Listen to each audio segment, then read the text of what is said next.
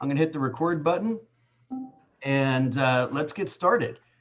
Um, okay, I want to just take a quick moment to introduce Andy. I'll try to recall a couple of your accolades, and really the goal for today is not to have kind of Andy, like on stage talking, down at you guys in lecture format. It's really an opportunity for you guys to get to know him a little bit better, his story a little bit better, and allow him an opportunity to share some of the strategies and systems that him and his wife Leslie have adopted and their team have adopted over the years to build a big business. One of the other things that I want Andy to chat about today is, in addition to building a business where you can help a bunch of buyers buy and a bunch of sellers sell, right? Keller Williams is an organization that is full of opportunity. So I'd love for you to share a little bit about some of the things that you've taken advantage of, including being the operating partner of our Roswell Market Center, as well as the other two market centers of Georgia Legacy Group, which is Chattahoochee North and North Atlanta. Andy you'll have to give me your numbers from last year, but you're north of $100 million in real estate sales. Is that correct? We were right on the nose, 100 million last year, 2020. Okay, you didn't have to buy like an investment property in December to hit it, did you? No, we actually had some rentals that took us over the $100 million mark, which was nice. There you go. There you go. So $100 million in sales. How many units was that, Andy?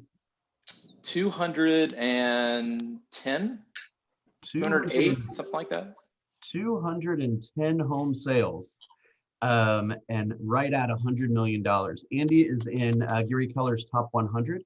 So I don't know what the format of that is right now, but in the past you were flying out to Austin every quarter to meet with Gary and meet with the other 99 teams that were, the top 100 teams of Keller Williams International. So maybe you can share a couple of secrets that you learned in that room. And I just want to, give you an opportunity to speak to our group today. We have Candace Story, who is our new productivity coaching partner. The group today is primarily new agents. There's a couple of people that have been around, let's say, longer than a year or so.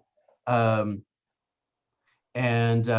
you've got a lot of wisdom to share. So just to clarify, $100 million is just Andy's Andy and Leslie's personal team. It's not just the two of them. You have close to 20 people probably, right?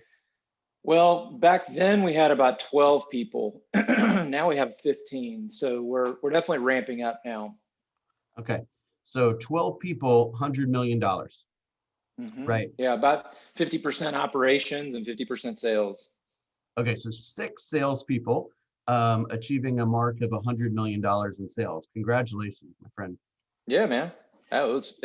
Nobody succeeds alone. A lot of people helped us get there.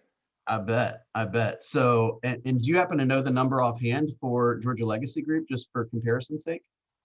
In terms of units and volume? Volume primarily. We did 2.2 billion in volume between the 3 offices. Yeah. Wow. In fact, we basically, our 3 offices did the same amount of business as Compass, the brokerage Compass, the whole brokerage of Compass in Atlanta. How about that? How about that?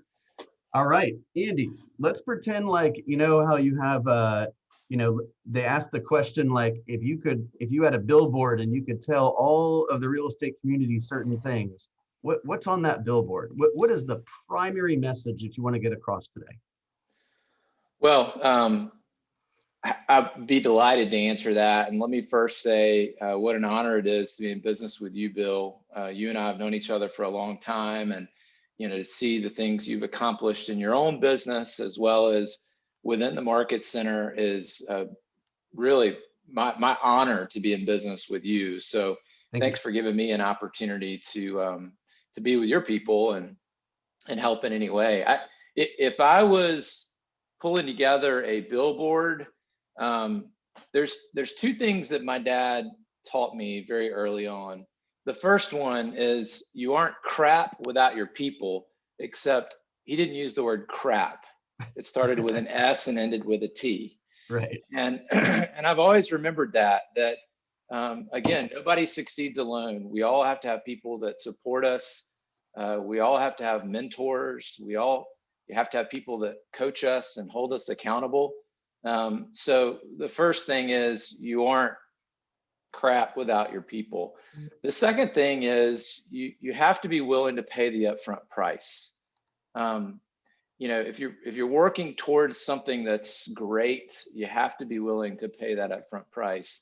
And what the upfront price looks like is that sometimes you feel like you're walking in mud. Sometimes it feels like I'm having all of this. I'm experiencing all this stress and all these problems, and I haven't yet experienced the good stuff yet. Yeah. And that happens no matter if you're doing 100,000 in sales volume or 100 million in sales volume. You're always having to pay the upfront price. You're always kind of attacking another phase of your business and doing something perhaps that you've never done before, walking in faith, really, based upon what you've learned from other people or experienced yourself. So you never arrive. That you mentioned $100 million. Actually, that was our second best year. We did 121 million in 2018. And there's these sobering moments that we have as we're building a business. We went from 121 million in 2018 to 85 million in 2019. We started really slipping and going backwards.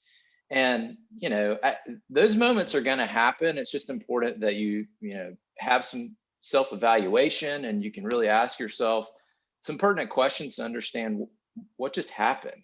Yeah. Why did that occur?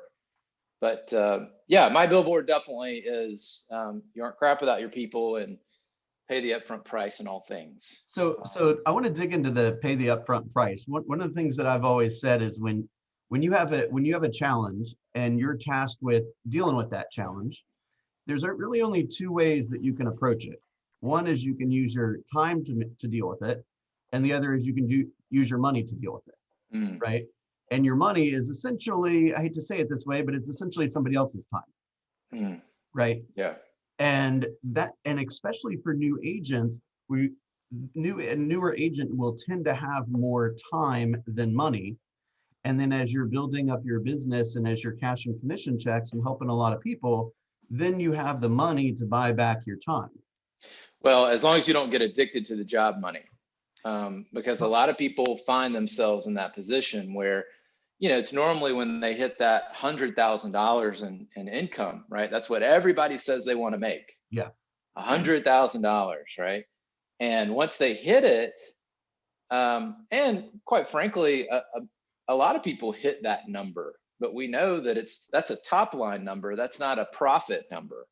So while hitting $100,000 in GCI sounds really great, we know that's really no more than probably $50,000, $60,000 in net profit. There's a lot of things you could go and do and make $60,000. So what I see more times than not as people are building big businesses is they do become addicted to that kind of income, and then they can't give up the job, because that's really all a business is. It's just a group of jobs, right? Yeah. And whatever you do within your business is your job. You don't own a business, you own a job. It just happens to be part of a bigger business. But realize if you don't have a lead listing agent, if you don't have a lead buyer's agent, if you don't have an EA, you are those things, right? EA is an executive assistant. Correct. So you just own those jobs, right? You just wear a lot of different hats. But the point would be, as you continue to grow your business, you earn the right to determine what you want to do. Right now, you don't really have that luxury if you're a one-man show or one woman show. You just have to do it all, right? Right. And we use that same philosophy as we start growing a business. Is if I hire an EA and I basically give her all the junk that I don't want to do, and the longer she stays with me and rocks that position, she actually earns the right to now go and choose what it is that she wants to do within the business. And I Right. say she because we've had rock star female EAs in our world, been blessed with them for years. And the longer they stay with us, they basically tell us what they want to do. We don't tell them what to do. Yeah, I So love you, that line. You don't hire a talented person and then tell them what to do. You hire a talented person so that they can tell you what to do. yeah, yeah. You, when you have a really talented person, and you just say, you do this, like this is exactly what you do. You know, you don't veer from this. Eventually, that person's going to become bored, right? There has to be some level of modeling, and then on top of the modeling, there has to be some sense of creativity that you essentially say, Bill, I don't know how to build a tremendous productivity coaching program. I have some guardrails, right? I have some things that I think need to be in there, but your job is now to go and within these guardrails, let your creativity flow, right? Let your personality flow. You build it, right? People succeed in environments that they help create. So that then becomes your opportunity to go rock. And to And, the extent you rock it, you then get to choose what you want to do next. right. And that's what we're doing now is we'll try something. If it gets good attendance or it gets good feedback, we'll keep it. If it gets lousy attendance or lousy feedback, we'll ditch it. Right. And you know, many productivity coaching programs have come before this one, but none of them have ever had this group of people with this group of needs. Yep, Right. And so we have to be very cognizant of how to serve those people right now. that's right. So talk to us a little bit about, give us some advice for agents that are kind of, they're in that stage where they're planting a lot of seeds, they're doing what we recommend doing, right? They're building their presentations, they're studying their scripts, they're working to grow their database and go on appointments. They are, as you very well know, getting, you know, they tend to work with a lot of buyers, right? They're getting killed right now. Mm. Give them some advice. Speak directly to them on how to keep their mindset in the appropriate place and how to keep the disciplines for their daily activities and their lead gen and all the systems they're trying to build. Speak to that if you would. Sure. Well, I mean, certainly everything gets easier when we get better at what we do, right? So you're all the things you're talking about, building the database, creating the presentation, mastering the presentation. You know, I think what you got to do is you first start with what do you want, right? And for some people, that's most people, that's money. But some people it's not, right?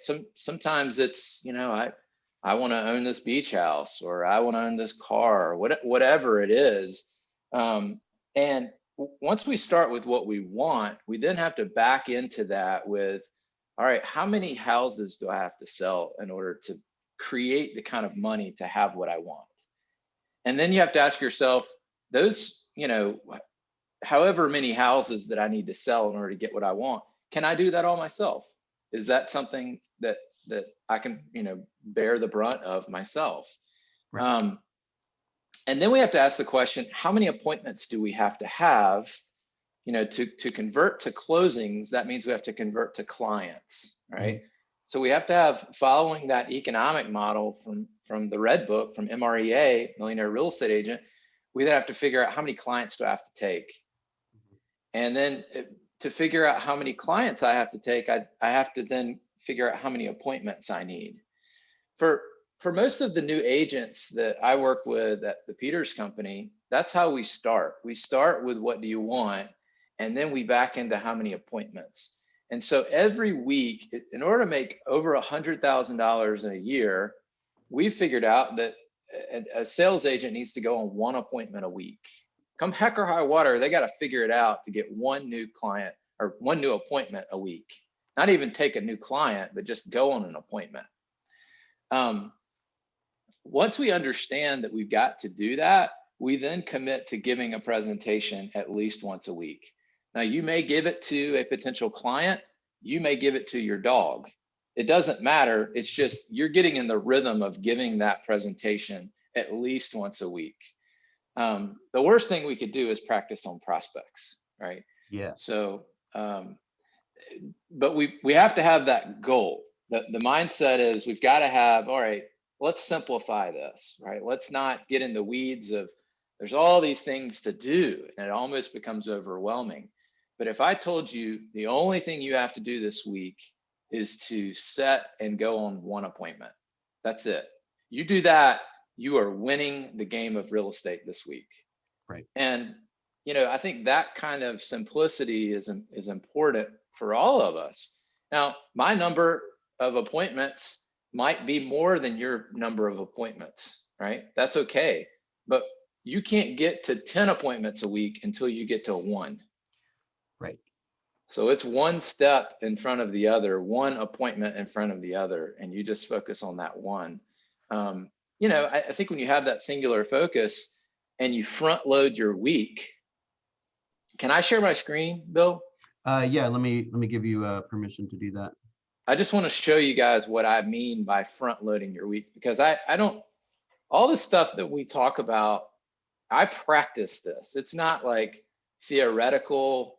It's not like, wow, this would be nice if you did this. This is the way I run my life, right? I know that I have more willpower in the morning than in the afternoon. I know that I have more willpower at the beginning of the week than I do at the end of the week, right? You should be good though. Okay. So let me see here.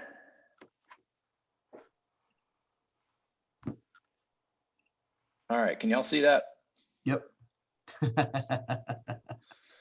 I can't, you'll have to forgive me. I don't know what will pop up here, but hopefully it won't be too bad. It pops up on my screen. But this is my week.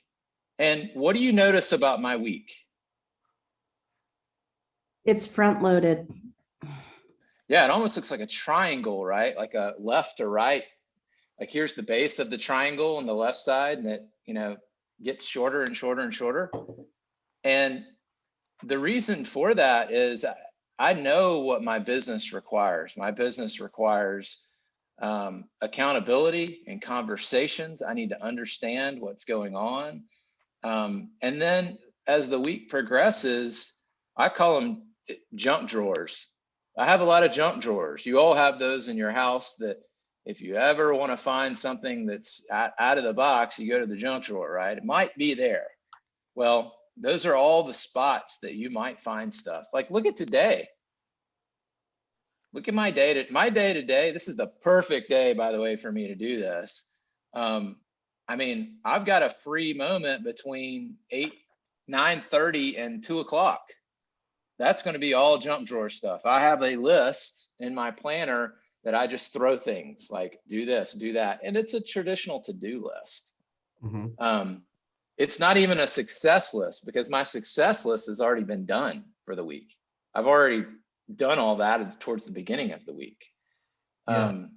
The other thing I see in here, you're you have a different role right now, but you're spending the vast majority of your week dealing with your leaders. Yeah. Right. And you're having lunch with, Bob Kalinsky, the owner of the Southeast region. You have several coaching calls on here for yourself. You've got some family time with picking up your son from school or whatever. Like, just because you have a big business doesn't mean you can't respect family time, and doesn't mean you can't have room in your calendar for the next opportunity, right? I suspect you and Bob are not going to be talking about little stuff. No, not at all. And, that's a good example of, all right, who are the people that I need in my world? And what am I doing to make sure that I get in front of them? They're busy people, right? Yep. I have to be very intentional. It's almost like running a database, right? We put together this plan and we drip on people and we send them these touches and we make these phone calls. And we do that. Why? Because we want to be in service of them. And eventually we would love to be their agent, right? Well, the same thing applies to the mentors in our life. Like we have to make a conscious effort to reach out to them and touch them and drip on them and ask them questions. And Bob's one of those people for me. Yeah. I tracked down a gentleman by the name of Gene Rivers, who is we call him our real estate dad. He has probably 80% of the things that I want in my life. He's already accomplished it. Mhm. And so instead of me trying to figure this thing out, I have to be good enough and ask the right questions and earn the right to be in Gene's world. So can I tell a quick story? You might be able to tell it better, but why don't you tell the story about when you told Gene that you weren't planning to go to Mega Camp? Yeah. Yeah, it was 2015, maybe 2016. Anyway, yeah, Gene said, so you guys looking forward to going to Mega Camp or I don't even remember what it was. Actually, you know what? It was the first time Leslie and I were on stage. So I think it was Mega Camp. And he said, what do you mean you're not going to Mega Camp? This was literally like 10 days out from the thing starting. And he hung up on us. He said, call me back whenever you start making better business decisions. And we immediately started scrambling. By the way, there was no availability at any of the hotels. Like they had all been booked up. We actually found a honeymoon suite. Now, thankfully, I travel with my wife, which this helps. But we found like this deluxe honeymoon suite at the Driscoll, which was like $1,500 a night. It was crazy expensive. Yeah, the Driscolls, where all the parties are at. Yeah. And we said, okay, well, we got to book a hotel. Like we got to have a place to stay. We can't talk to Gene until we booked it. So we did it. We booked it.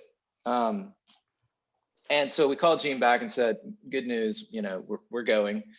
And then not 48 hours later, we got a call from Mindy Hager, who is one of Gary's one of Gary's advocates. I think she's called Mega Agent Advocate.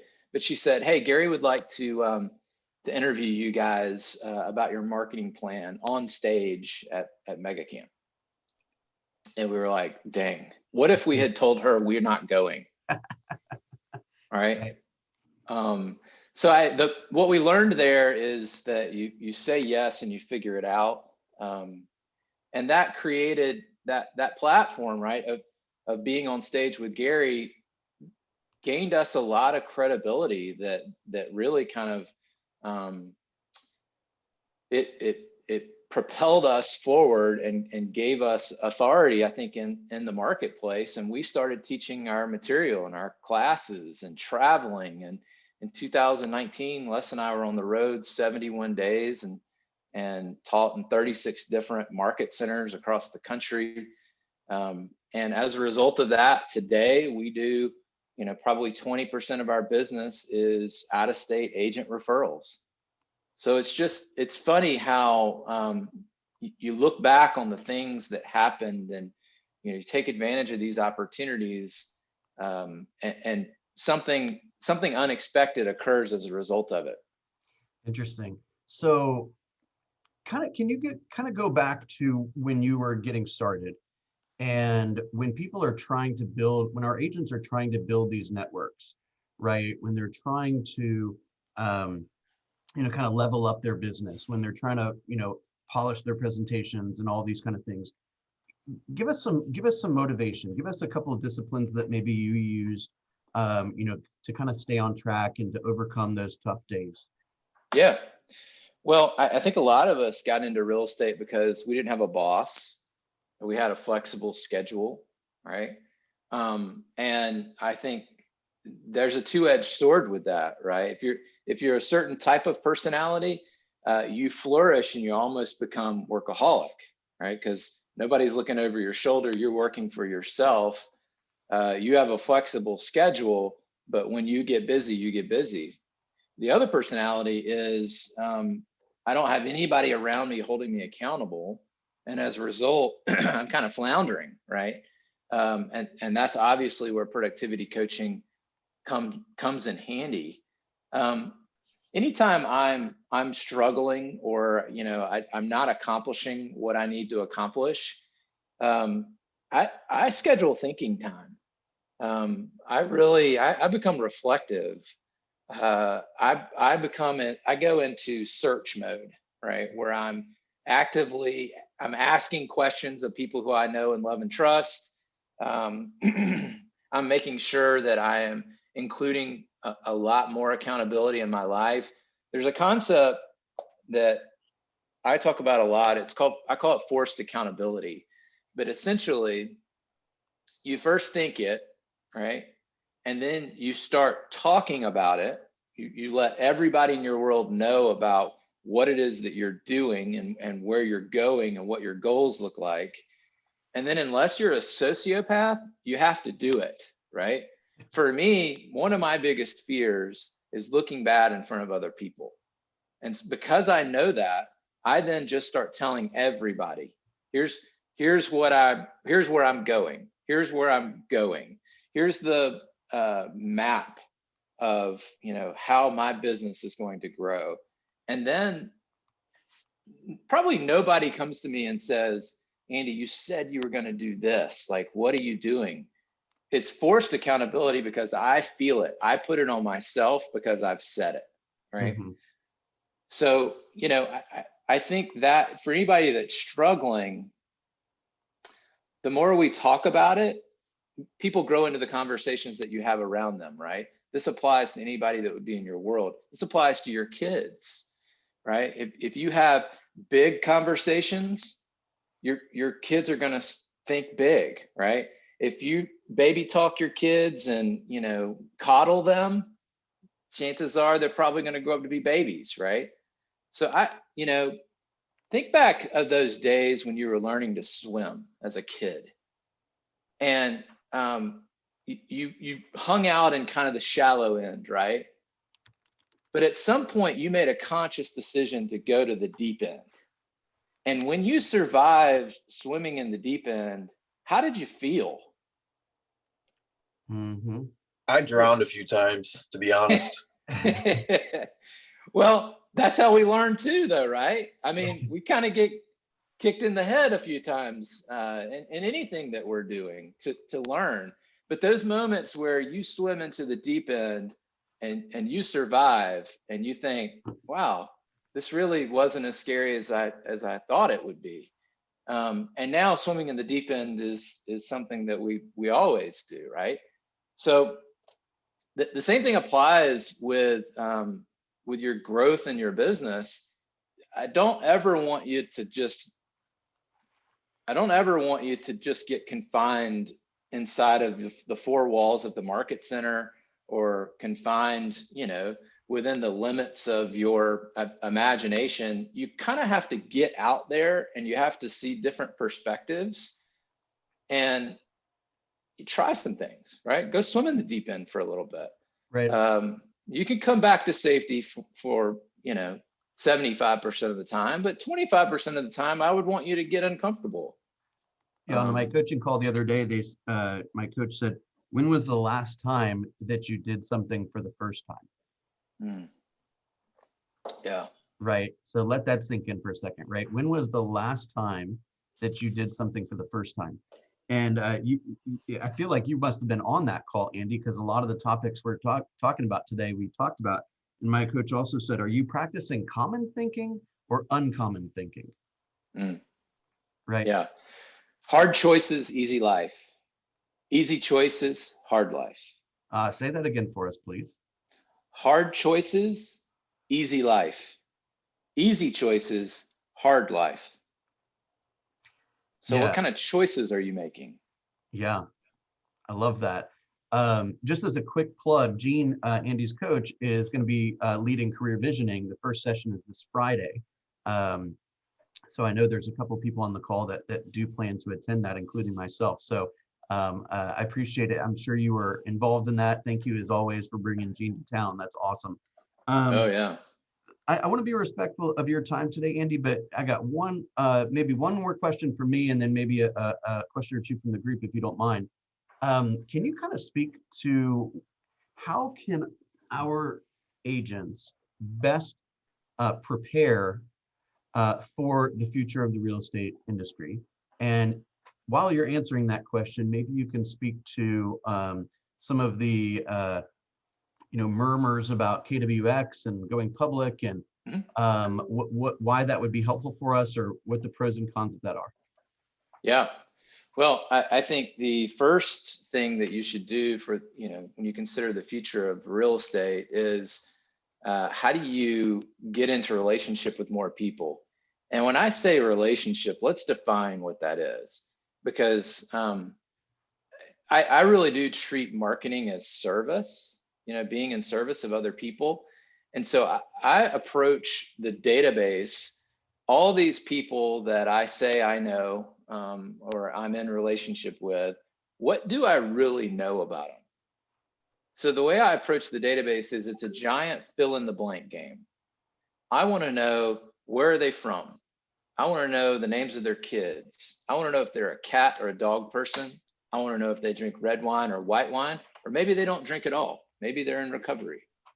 I want to know what's their favorite charity. I want to know when they go to Chick-fil-A, what do they get? I'd like to know what their favorite pack of gum is. I'd like to know, where do they vacation? What's their favorite sports team? Who do they cheer for? Those are the kind of things, once you have that level of detail on people, and this is why we have so much conversation around data, right?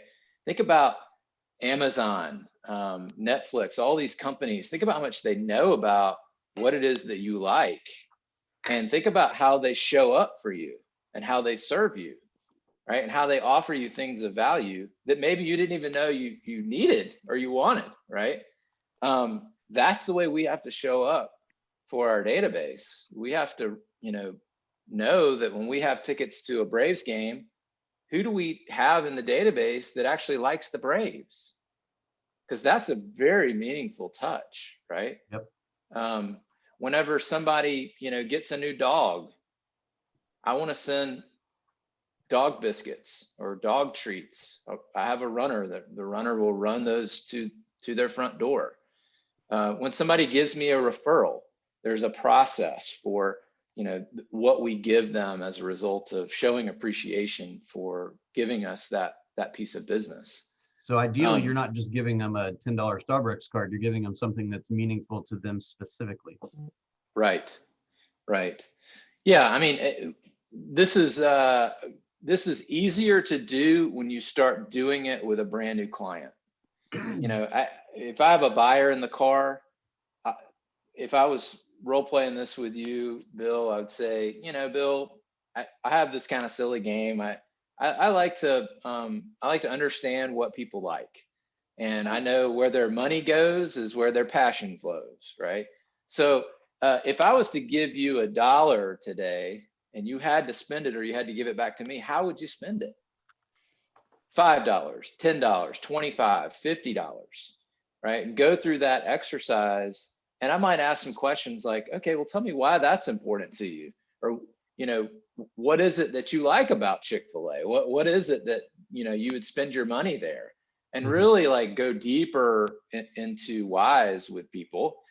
And then the next time I go show them property, I might show up with one of those things, right? I might show up with Chick-fil-A chicken biscuit if that's what they want. I might show up with a pack of sweet tarts because that's their favorite candy.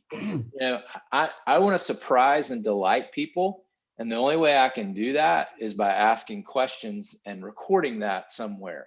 So there's no better place than in the database to do that. I love that. I remember going to a Quantum Leap with Mo probably 10 years ago.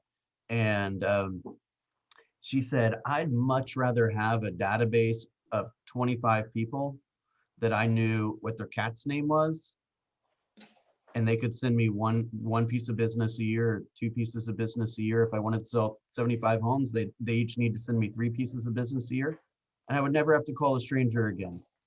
And I just have to make sure I stay in touch with them and give them what they want and do it on a super, super deep personal level. And if you can catch the dog's birthday, nobody else is doing stuff like that, not even close. Yeah. Well, that's the thing too that technology can't take away, right? They can't take away that relationship. Now they're darn gonna try, and they're gonna, be offering whiskey and cigarettes to your clients to get them to come over and become their client, right? But if we're in conversation on a consistent, cohesive, creative basis, then you can't help but slam dunk deals. Right. That's the only protection against whiskey and cigarettes, right? It's, hey, free closing, come with me. Hey, cheap loan, come with me, right? The only way that you can protect yourself against that is to have a relationship that's more meaningful than the illusion of savings. Right. Yeah. And the second part of your question was this KWX thing. And I think that's a valid question. Gary has for years said, I love being private. I would never consider going public. I don't want to lose control of my company. That was before we started having all these peripheral businesses. And let's not forget why the peripheral businesses were started, whether it be Keller Mortgage or Keller Concierge or Keller Offers. Like, all of these were in response to disruption in the market that people thought would be a whiskey and cigarettes, right? This would be the thing that would get people to come over and disintermediate and get in the way of the agent.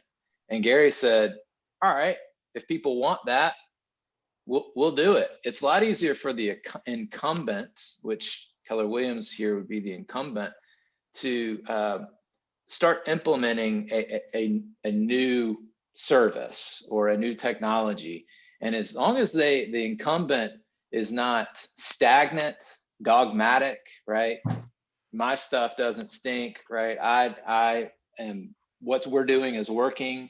As long as they don't get stuck and they can be agile, they have the ability to squash competition before it becomes a bigger issue for them. Right. And so that's all you've seen. There was a time where AOL was the incumbent, right? I've not heard, I actually have not thought about that, but you're exactly right. Right. I mean, and AOL could have been Google. Oh, for sure. Microsoft could have been Google. A lot of them could have been Google. Yeah. Yeah. Ask Jeeves could have been Google. Yeah. Okay, so I'm sorry. Blockbuster could have been Netflix. That's right. That's right. The examples are numerous, right? By the way, McDonald's could have been Chick-fil-A. Yep. But think about if McDonald's had adapted customer service the way that Chick-fil-A did. I mean, Chick-fil-A was a little diner in Atlanta, Georgia. It was nothing. Right. But back to this idea of going public, because we were asked within Gary's group, like, what are your thoughts on this? And my feeling on it is, if Gary believes that this is the right thing for the business in this moment, I've done all right following him thus far, right? He's done pretty good job of foretelling the future. And what we're really running up to right now is we're running into public companies that have more money than they have since. And we've always been a lead with revenue company. Like, we've always managed our money well. We've always invested our money the right way. And by the way, we've shared half of our profits with our agents that help grow our business. Yeah. I mean, we've managed money really, really well. We're not like a fly by the seat of your pants company. So when I think about a Keller Williams that is potentially equipped with an endless amount of money as a result of going public, that sounds pretty cool to me. We know our company is built on culture. We know it's built on doing the right thing. We have the strongest leadership within the industry. Wow, what happens when big money comes up behind that, right? And I don't anticipate that if we do go public, I'm sure there'll be some certain changes as a result of some of the business models, but I don't think the business practices change. Right. I think that's the biggest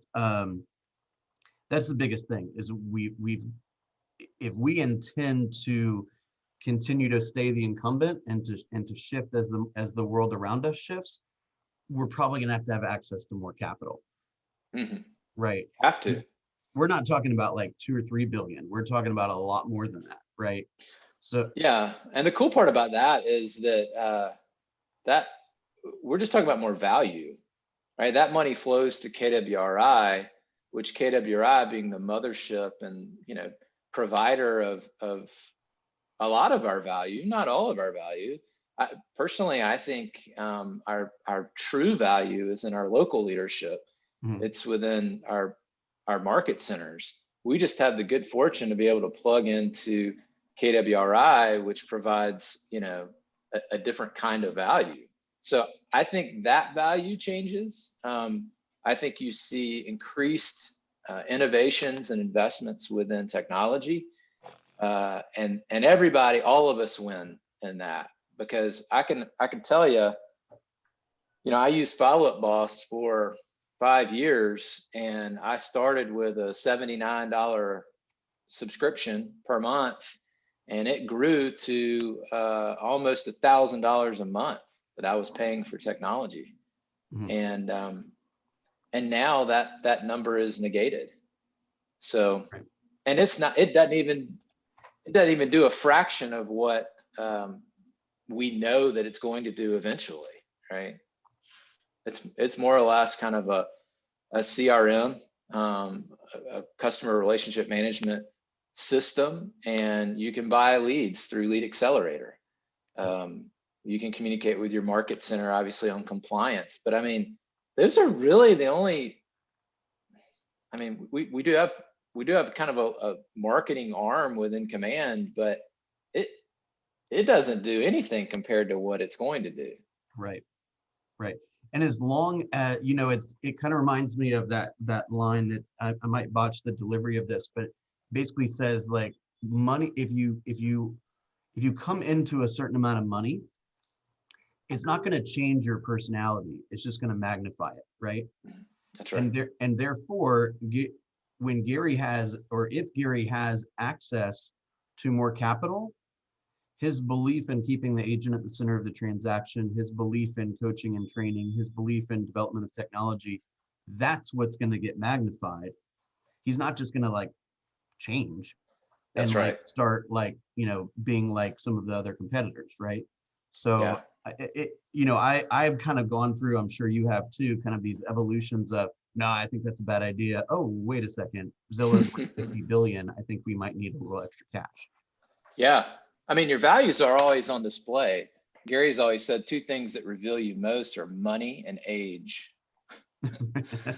So, yeah, I mean, the idea of I know what our culture is. I know what we believe. I know what it does for agents. I've seen the businesses built. Yeah. My hope for everybody is that when they read the Millionaire Real Estate Agent book, that they don't say that's somebody else. That's what I did. The first time I read it, it made no sense to me. It was like swimming in the deep end, right? And I thought that this is really nice, but this is for somebody else. And it wasn't until local leadership, I had an assistant team leader and a productivity coach that said, whoa, you're having some entrepreneurial success. What happens if we put systems and models underneath this and really shore you up? Yeah. And that's when our business exploded. And I realized that, golly, if I can do this, and I mean, I didn't grow up in real estate. Nobody I knew really was in real estate. I was late to that game. Right. I spent 7 years in corporate America before I found real estate. But if I can do it, dang, think about that brand new 22-year-old, fresh out of college kid that maybe hasn't had those experiences. If they had this MBA level book, MREA, at their disposal, and they just believed that this was the path and that they can do it, I mean, we'll have more MREA agents than we know what to do with. Yep. All right, last question.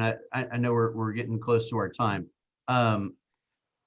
What is if you're a new agent, let's say you've been in the business a year or less, what would you say is the perfect day? What is the perfect day? How should we spend our time? What should we be focusing on? How do we know we've won the day? Can you speak to that?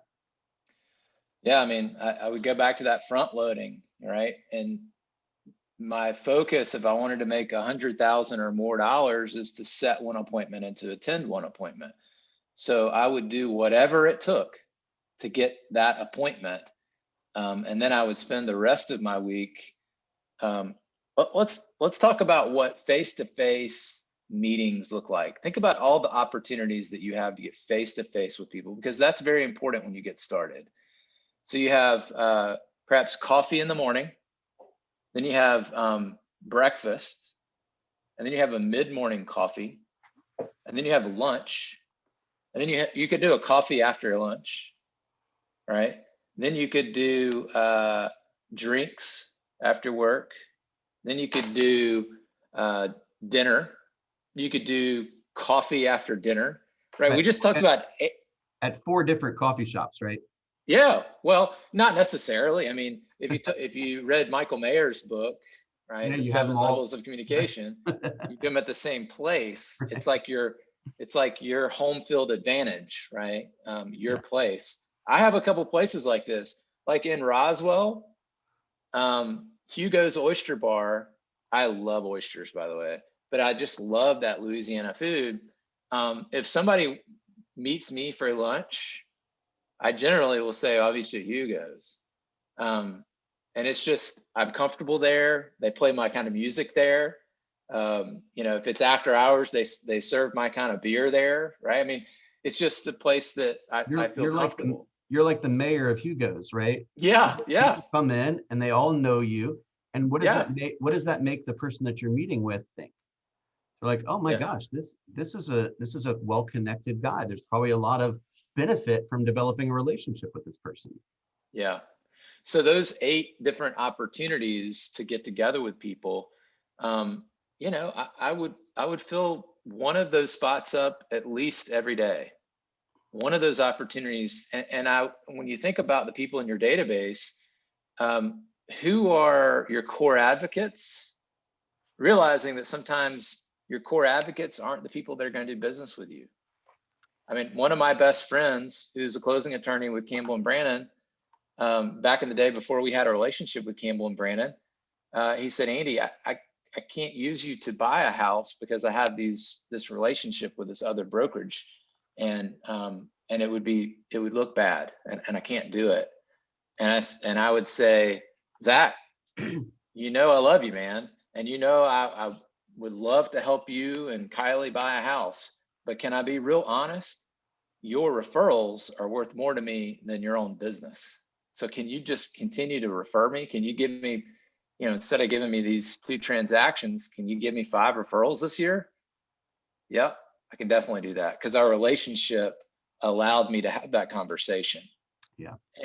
And I was appreciative of the fact that he said that. I was like, I get that. That's tough. That's really hard. But who are those core advocates? And do the coffees, do the lunches, breakfast, dinners, drinks, whatever, with those people. And by the way, kind of pulling this thing back together, tell them about your goals. Tell them about your dreams and the vision for your business, right? And back to this idea of forced accountability, that's just another person that you actually feel the pressure of achieving your own plan. That's right. That's right. How many coaches do you have right now? I have 2 right now. I have a MAPS coach, and then I have Gene Rivers. I have other people that kind of move in and out of my life, like Bob Kalinsky. I've had a health coach, Susie DeBias, that helped me lose some weight, and still that stuff, even though I don't coach with her anymore, I still have that in the back of my head. I've had ISA coaches. I've had Leslie has an operations coach that sometimes I'll hop on those calls. So yeah, I want coaches. I pay adult money for coaching. Yeah. And I mean, you're as the leader of GLG, the check that you write to MAPS for all of the leadership and all the offices to have coaches is I don't know, probably north of 20 grand if I was to take a guess. Yeah, it's probably some of those contracts are $1,500 a month instead of $1,000. But Right. yeah, you're right. I think it's probably over $5,000 a market center a month. Wow. But it's the best money we can spend. Well, I think that says a lot. I'm sure we could keep, Invest, not spend, invest. I like that. I actually made that exact comment the other day to somebody. Andy, this has been wonderful. You are welcome back anytime. So it sounds like based on your left to right descending triangle, Fridays is a good time for you. Yeah, absolutely. Fridays is a fun day. Yeah. All right. Well, you're welcome back anytime. I'm super grateful for this. We got a handful of questions, mostly about technology that didn't get answered.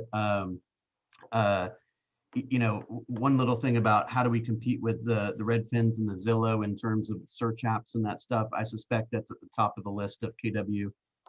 Can you speak to that real briefly? Yeah, I mean, I think you can kind of what if yourself to death on this. Again, it's about having this is a race to 1,000 Mets. So forget Zillow, forget whatever comes tomorrow. This is a race to 1,000 Mets. And what I mean by that, using the MREA model, there's a 6-to-1 conversion to client, to closing, if you will. So if you have 1,000 Mets in your database, you can reasonably expect about 165, 166 closings. And for most of us at our price point, that's a very nice living. That's an MREA business. Okay. So I've been teaching a little bit different stat, more like the last one I've heard from Gary is 16 Mets to 1 closing. The number keeps going up, Bill. That's that is an issue. So it could be that fact. When we track it, we're still getting that 6-to-1. That is amazing. Well, that just speaks to the depth of those relationships, right? Yeah. Yep. Yeah. And at this point, it's not so much about growing the database; it's about shepherding the database. That's right. Right. I don't need to add 10 people a week. I actually will take out more people than I probably add. And the people that I take out are just because I don't want to do business with them, or I didn't like how that went or how they treated our people. And guess what? They still come back. So, yeah. That's right. That's right. Andy, this has been great. I'm super grateful for your leadership and our friendship over the years. Grateful for you spending some time with us this morning. If you guys have any specific questions for Andy, you can message me directly and I'll be happy to pass them along and get you some news. Thank you everyone very, very much. And we'll see you soon. Thanks, y'all. Thanks, Andy. Really Andy. appreciate it. Best of luck. Thank you, everyone.